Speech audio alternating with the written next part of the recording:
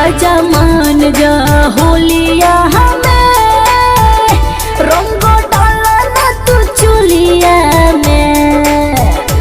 राजा मान जा तू होलिया हमें, रंग डाला ना तू चुलिया में।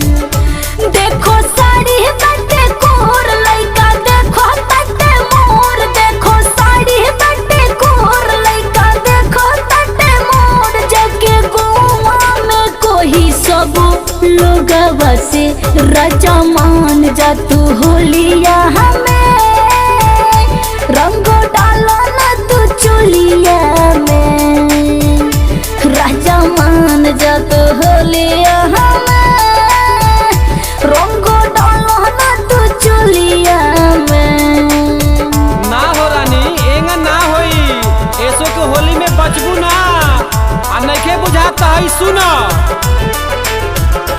रानी आइल बाटे होलिया हो, आज रंगब तोहर चोलिया हो। रानी आइल बाटे होलिया हो, आज रंगब तोहर चोलिया हो। रंगब साड़ी तोहार, गाल करब दुनु लाल। रंगब साड़ी तोहार, गाल करब दुनु लाल। बड़ा नीक लागे रानी तोहर बोलिया हो। रानी आइल बाटे होलिया हो, आज रंगब तोहर चोलिया हो। बुझलू? रानी आइल बाटे होलिया हो, आज रंगब तोहर चोलिया हो।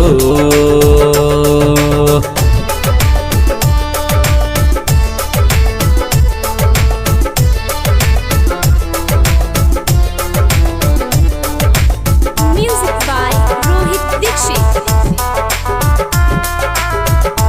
HPC recording studio Gangapura. बहे फगुनी बेयार लागो ताते हुजर, मानवतिया के भेमु जोनी सरिया हमार। हर तनी सबर करो। बहे फगुनी बेयार लागो ताते हुजर, मानवतिया के भेमु जोनी सरिया हमार। बड़ा कोइले परेशान तनी राखो तू ध्यान, बड़ा कोइले परेशान तनी राखो तू ध्यान। मजा होता खराब सारा होलिया में, राजा मान जा तू होलिया हमें, रंग डालो ना तू चुलिया में। राजा मान जा होलिया हमें, रंग डाला ना तू चोलिया में। रंगब लहंगा तोहार, हमसे बढ़ जाई प्यार। याद आई नई हर के होली जब रहलू कुमार। का हो भुला गइलू?